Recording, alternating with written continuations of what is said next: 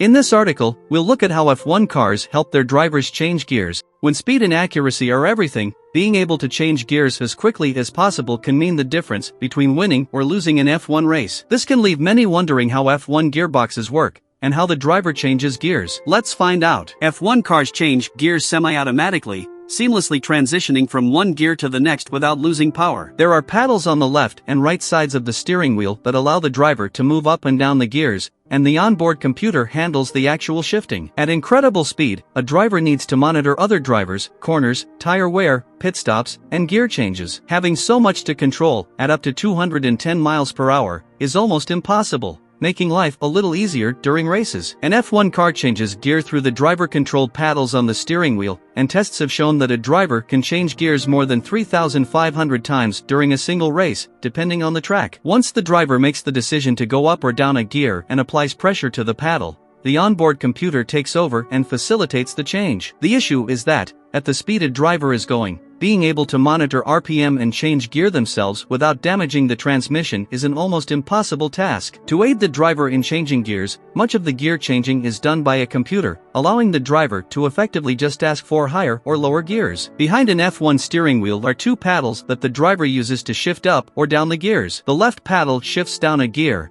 and the right paddle shifts up the gears. As already stated, once this request reaches the onboard computer, the onboard sensors and hydraulics complete the shift change automatically, leaving the driver free to focus on the track. Given the thousands of gear changes that happen every race, the onboard computer ensures every change is perfect, something the driver simply wouldn't be able to do. And because every millisecond counts, making mistakes on gear changes, especially when there are usually over 3,000 per race, taking this action out of driver control saves many seconds per race. F1 cars have a clutch that is designed to only be used when the car is pulling away from a standing start, and it is not there to help with changing gears when moving. The only times the driver uses the clutch are to move away from a stop or sometimes to engage reverse. Unlike road vehicles where there are many different manufacturers, F1 clutches are only made by two manufacturers, AP Racing and Sachs, and the F1 clutch is almost 4 times lighter than a standard clutch due to the immense pressure on F1 cars to be as light as possible. The clutch itself is located between the gearbox and the engine. An F1 car has a manual clutch paddle situated in the driver's cockpit on the steering wheel for use at the start of races,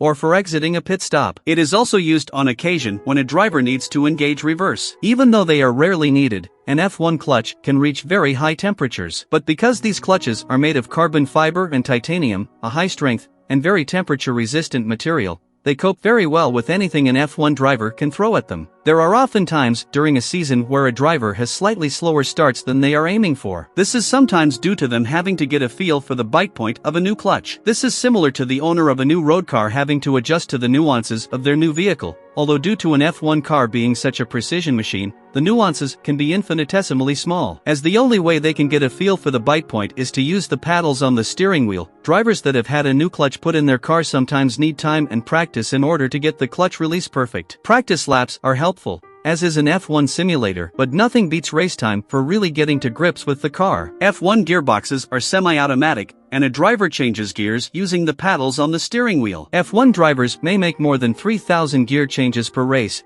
and they do this by pulling on either of the paddles, before the onboard computer takes care of the actual gear changes. What do you think of this whole situation? Let us know your opinion in the comments, and while you're down there leave a like and subscribe to our channel, and we'll see you in the next video.